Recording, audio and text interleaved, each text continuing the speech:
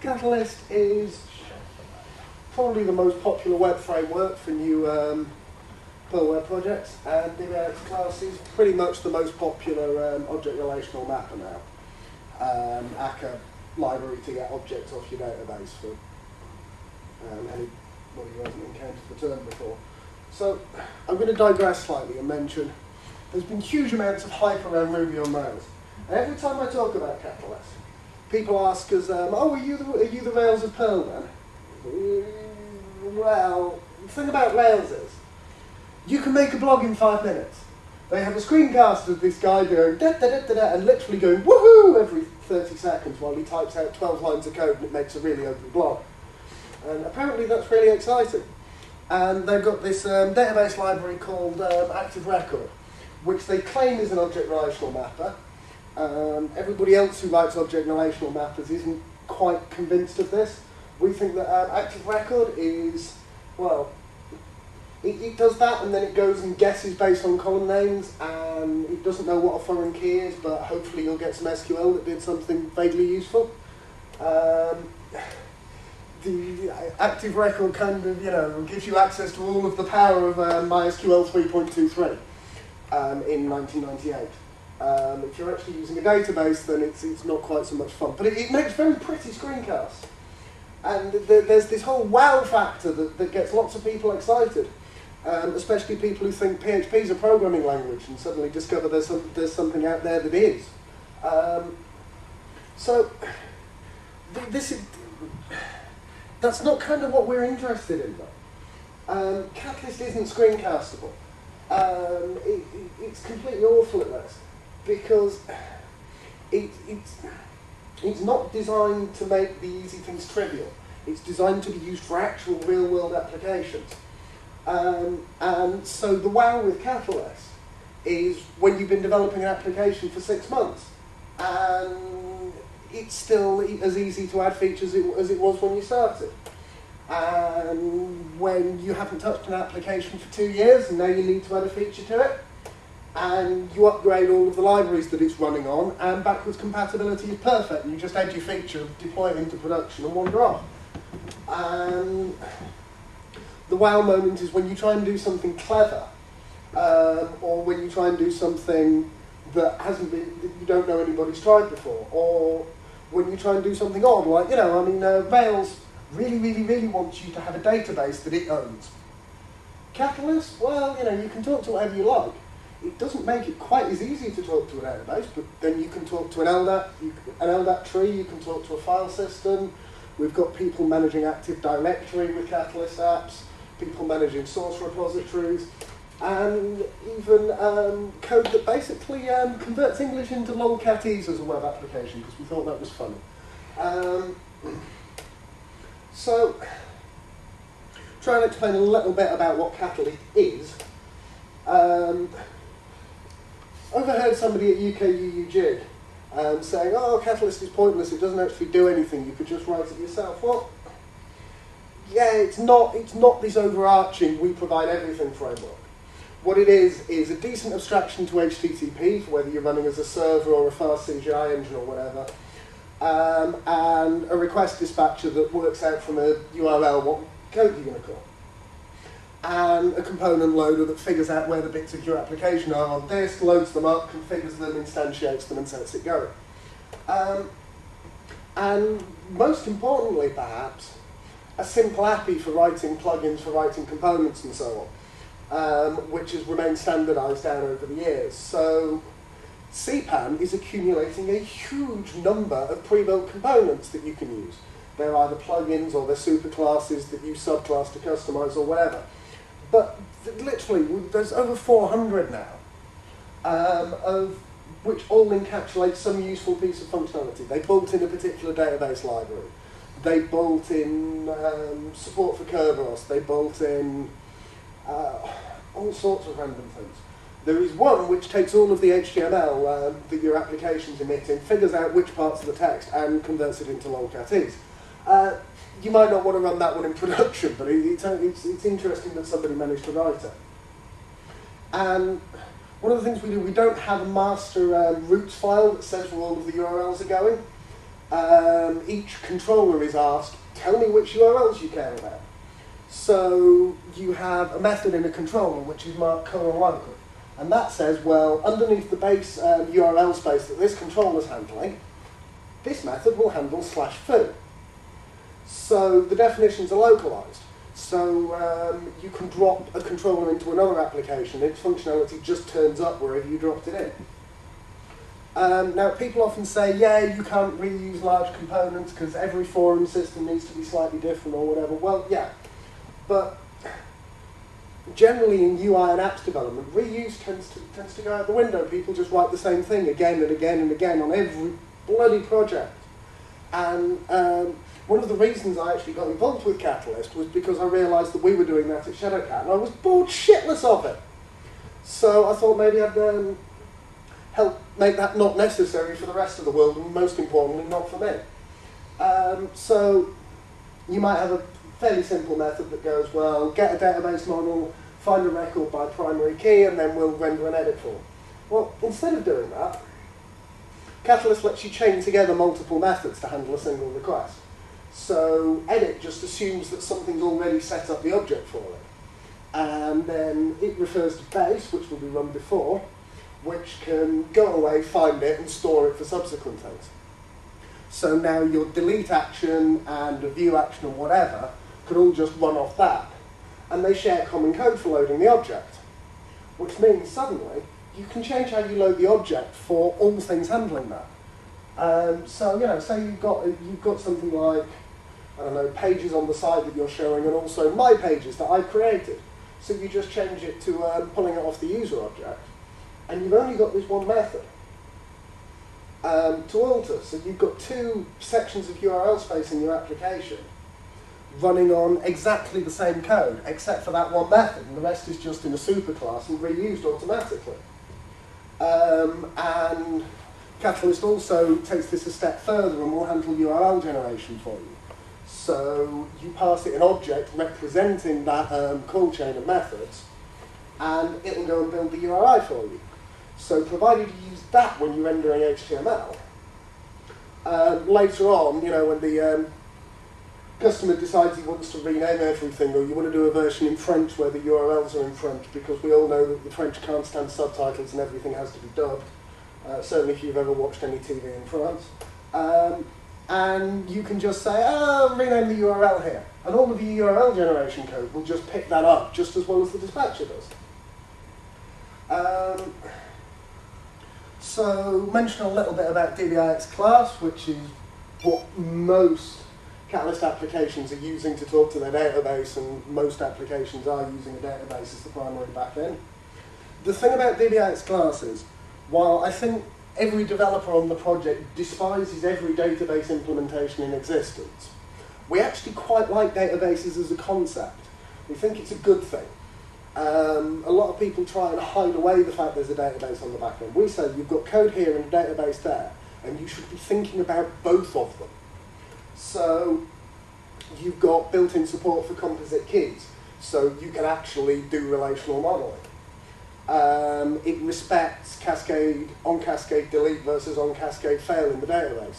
So if you want to force the application developer to individually delete sub-records before they go and delete the primary one, it actually does that, rather than it going, I know, I'll be clever and go and delete them for it, and one mistaken line of code wipes out half the database. And we look at the fact that it varies which you're going to want to see as primary. So there's a package called Schema Loader that will look at a database, introspect onto it, and then generate out a tree of classes that represent the rows in the database that you can then interact with. Alternatively, what I tend to do is to make the Perl code the single point of truth, and I use schema version, which reads the classes on the Perl side and then generates the SQL to deploy it to the database.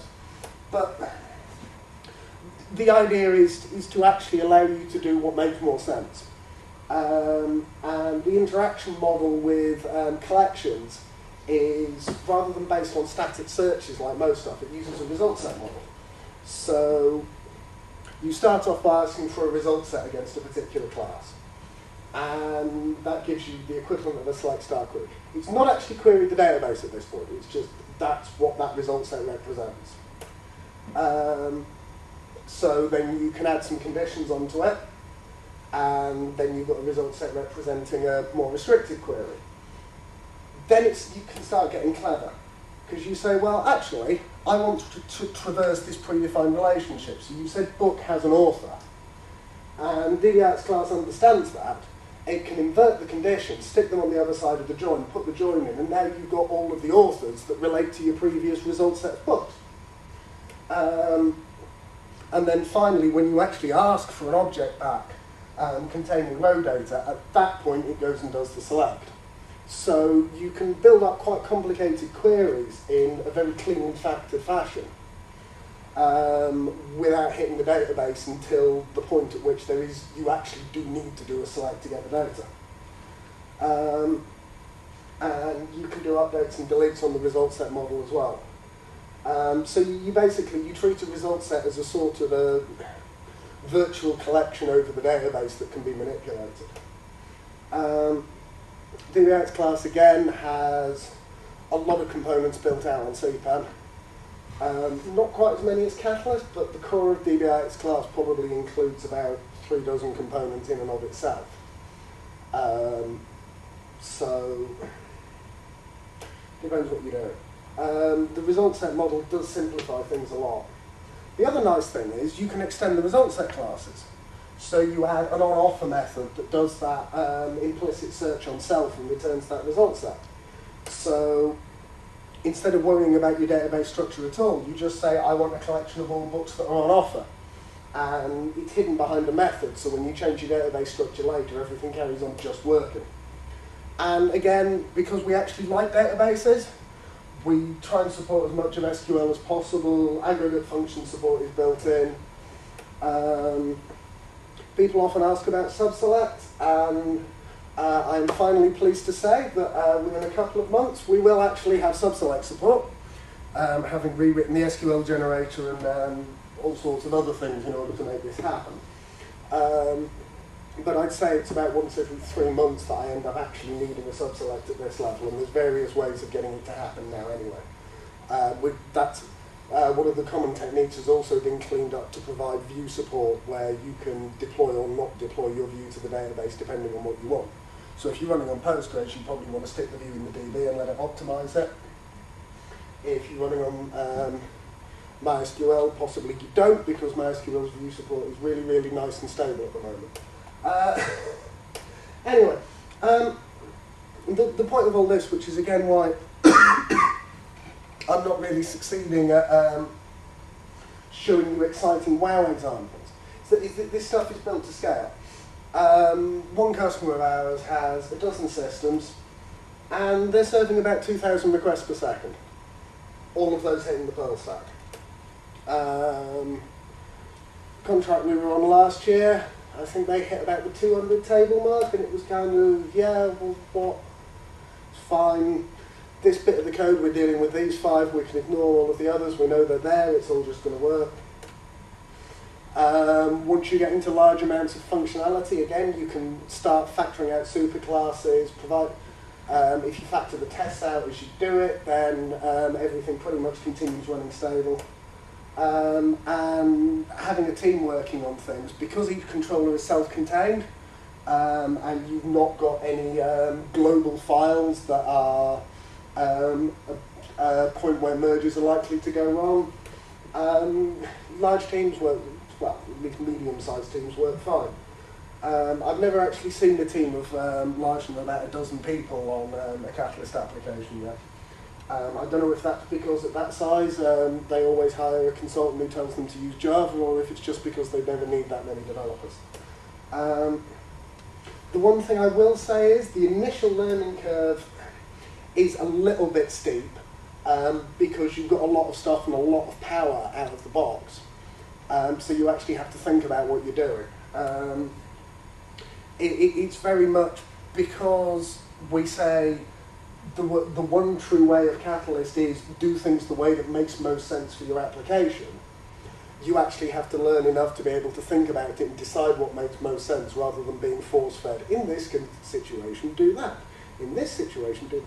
Well, it's like, in this situation, yeah, but what am I going to need to do with that feature in 6 months? Does this feature have to be out now? Is this feature going to take 100 hits per second or 1 hit a week? You have to be thinking about these things.